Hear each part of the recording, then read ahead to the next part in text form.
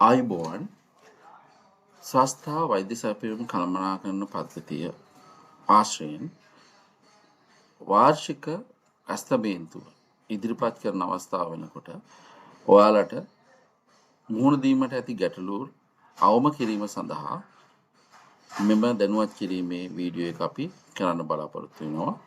මෙහිදී අපි වාර්ෂික ඇනවුම පද්ධතියට යොමු කිරීමට ප්‍රථමයෙන් පද්ධතිය තුළ ඔබ ආයතනයේ එනම් අවස්ථමේන්තුවට අවශ්‍ය අයුරින් කෙසේ සකස් වී තිබේද කියන එක පැහැදිලි කරන්න අපි උත්සාහ කරන්නේ.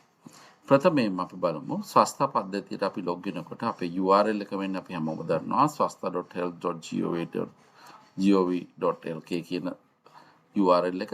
මේක පාවිච්චි කරලා අපිට පුළුවන්කම තියෙනවා මේ ලොගින් පේජ් එකට ලොග් වෙන්න. මේ ලොගින් පේජ් එකට ආවහම අපිට පුළුවන් අපේ ජාතික හැඳුනුම්පත් අංකය පාවිච්චි කරන්නේ අපි හැම වෙලේම අපේ යූසර් නේම් එක විදිහට. ඒත් එකම පාස්වර්ඩ් එකක් අපිට කලින් හදපු පාස්වර්ඩ් එකක් තියෙන්න පුළුවන්. සමහරට ඒ හදපු පාස්වර්ඩ් එක අමතක වෙලා තියෙන්න පුළුවන්. එහෙම වුණොත් අමතක වෙන අවස්ථාවකදී අපිට මෙන්න forgot password කියන ඔප්ෂන් එක පාවිච්චි කරලා මෙන්න මේ පේජ් එක ඇක්සස් කරන්න පුළුවන්. පාස්වර්ඩ් එක රීසෙට් කරගන්න පේජ් එක.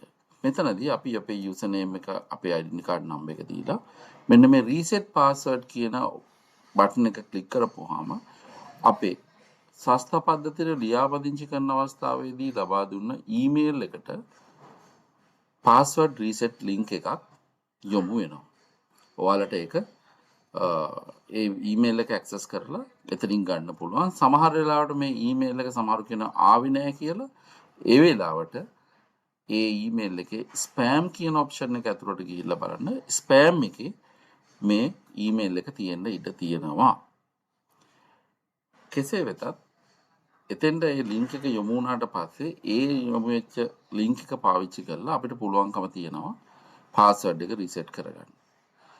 එහෙම පාස්වර්ඩ් එක රීසෙට් කර ගැනීම අත්‍යවශ්‍යම කාරණයක් වෙන්නේ අපි කොමන් පාස්වර්ඩ් එකක් පාවිච්චි කරනවා නම්.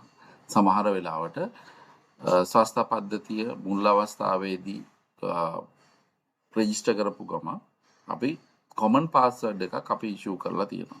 සමහරට ඔයාලගේ ආයතනය විසින් කොමන් පාස්වර්ඩ් එකක් දීලා තියෙනවා. ඒ දීලා තියෙන කොමන් පාස්වර්ඩ් එක අපිට තවදුරටත් තියාගන්න බෑ. මොකද අපි මුලින්ම රෙජිස්ටර් කරපු එකනත් ඒ පාස්වර්ඩ් එක දන්න නිසා. ඒ අවස්ථාවේදීත් මෙන්න මේ රීසෙට් පාස්වර්ඩ් කියන ඔප්ෂන් එක පාවිච්චි කරලා තමයි අපි පාස්වර්ඩ් එක මාරු කරගන්න ඕනේ වෙන්නේ. මම ඊළඟට මම පැහැදිලි කිරීම පද්ධතිය හරහා ඔබට සිදු කිරීමට ස්වස්ථ ස්ටේජින් කියන අපේ ටෙස්ටිං සර්වර් එක පාවිච්චි කරනවා. ඒකෙදි අපි බලමු කොහොමද ලොග් වෙලා ආයතනයක අවශ්‍යතාවය හදාගන්නේ කියන එක. හරි. ඔයාලා දන්නවා ආයතනයක සමහර ඔෆිසර්ස්ලා තනි රෝල් එකකට වඩා ප්ලේ කරන. ඒ කියන්නේ චීෆ් ෆාමසිස්ට් එකක් ඒත් එක්කම ස්ටෝර්ස් ෆාමසිස්ට් කියන රෝල් එකක්. ඒ දෙකම ආයතනවල පාවිච්චි වෙනවා එකම නිලධාරියෙකුට. සමහර ආයතන තියෙනවා අපේ PMCU ඒ වගේ පොඩි ආයතන සමහරවිට එකම එක නිලධාරියෙක් තමයි මේ සියලුම කාර්යයන් කරන්නේ. Drug stores pharmacist chief pharmacist role එකේ එක්කම ආයතන ප්‍රධානී ආයතන අධ්‍යක්ෂකගේ අධ්‍යක්ෂ ඇක්සස් එක ආයතන ප්‍රධානී ඇක්සස් එක ඒත් එක්කම හොස්පිටල් ඇඩ්මින් කියන එක ආයතනයේ ස්වස්ථ පද්ධතිය තුළ නිර්මාණය කරන ඇක්සස් එකත් ඒ නිලධාරියටම තමයි තියෙන්නේ. ඒ වෙලාවට ඔයාලා දන්නවා ඇති මෙන්න මේ වගේ ඩ්‍රොප් ඩවුන් ලිස්ට් එකක තමන්ට අදාළ රෝල් එක පෙන්වුම් කරනවා. එතනදී මම ඉස්සල්ලාම යන්නම් හොස්පිටල් ඇඩ්මින් එකට ගිහිල්ලා මොනවද මේ එස්තමේන්තුව සකස් කරන අවස්ථාව වෙනකොට වෙයාහවුස් එකක තියෙන්න ඕනේ. වෙයාහවුස් ඇක්සස් කොහොමද දීලා තියෙන්න ඕනේ. අන්න ඒ ටික පැහැදිලි කරන්න.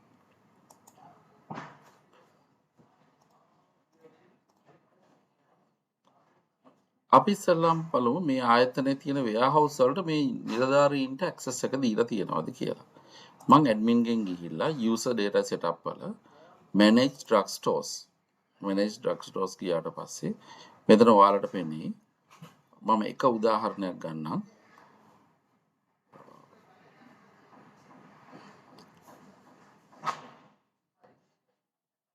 BH දඹදෙනිය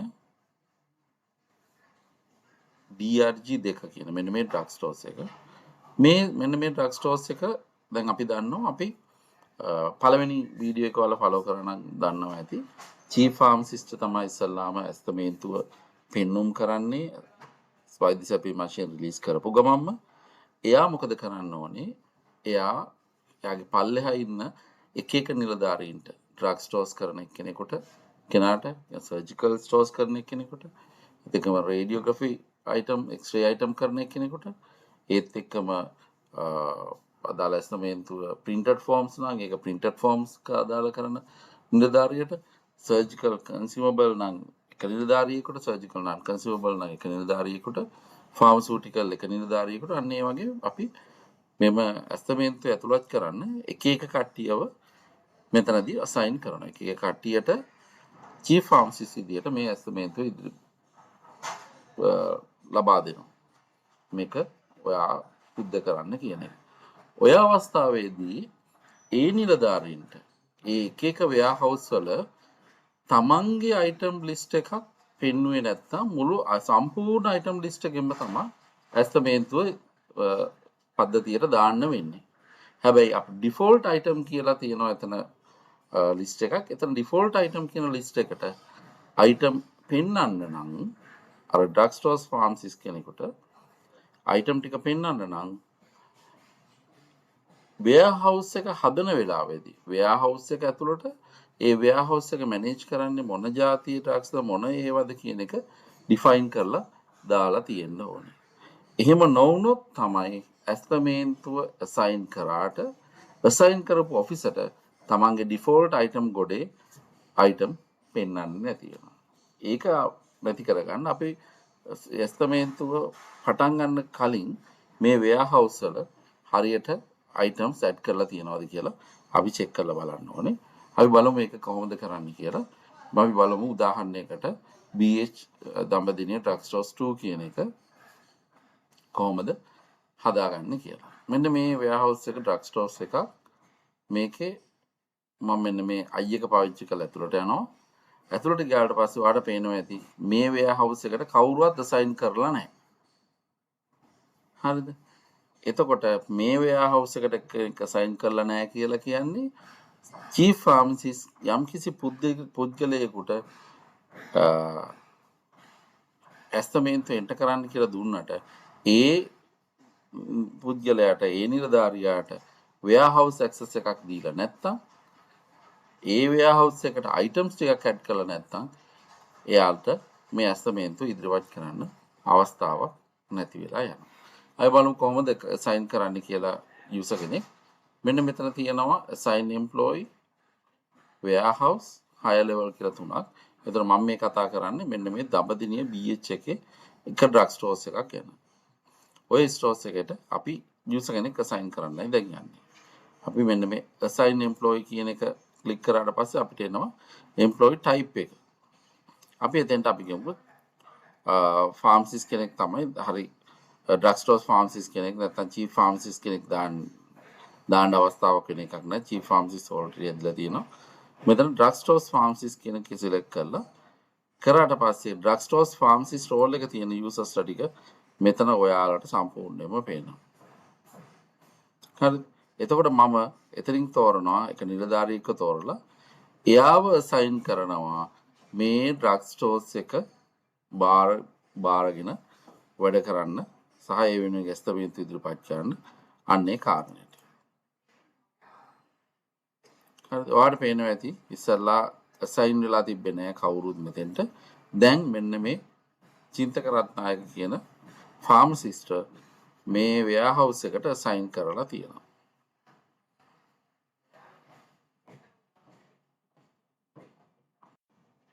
ඒත් එක්කම මේ වෙයාහවුස් එකට items set කරලා තියෙන්නත් ඕන. අපි මේ වෙයාහවුස් එකට ගියාට පස්සේ මෙන්න මේ වෙයාහවුස් එක ඇතුළට ගියාම මේ වෙයාහවුස් එක පෙන්වන මේ වෙයාහවුස් එකේ නම මෙන්න මෙතන තියෙනවා ප්ලස් බටන් එකක් ඇක්ෂන් එකක්.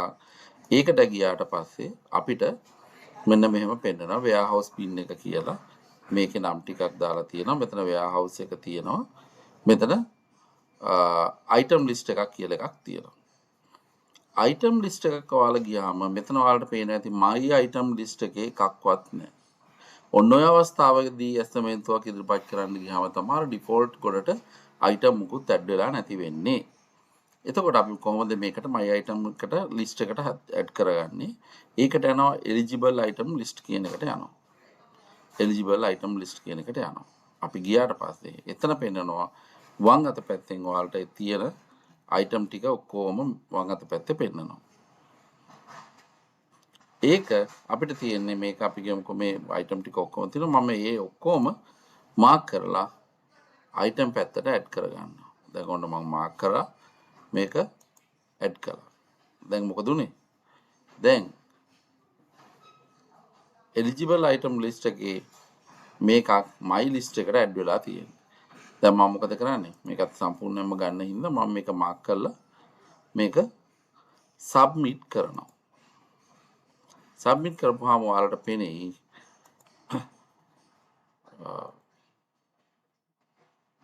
මෙන්න මේ වෙයාහවුස් එකේ ඔයාලට ගියාම මෙන්න මෙතන item list එකට item list එකේ දැන් my item list එකට මේ සියලුම item ටික ඇවිල්ලා තියෙනවා 417. මේ මෙන්න මේව තිබ්බොත් තමයි අපිට අර ඇස්තමේන්තුවේ default item එකේ අපිට ඇස්තමේන්තු කරන්න අවස්ථාව හම්බ වෙනවා. අපි ඊළඟට බලමු ඇස්තමේන්තුවක් ඉදිරිපත් කරන්න අපිට අවශ්‍ය වෙනවා මූලික නිලධාරීන් ප්‍රමාණයක් ඒත් එක්ක මේ කියන්නේ ස්වස්ථ පද්ධතියේ ඇක්සස් 3ක් අවශ්‍ය වෙනවා. අපි පළවෙනි වීඩියෝ එකේදී ඉන්ට්‍රොඩක්ෂන් එකේදී පැහැදිලි කරා drug stores pharmacist ඒත් එක්කම chief pharmacist ඒත් එක්කම ආයතන ප්‍රධානිය. මේ තුන් දෙනා අවශ්‍ය වෙනවා මේ ඇස්තමේන්තු ඉවර කරගන්න නම්.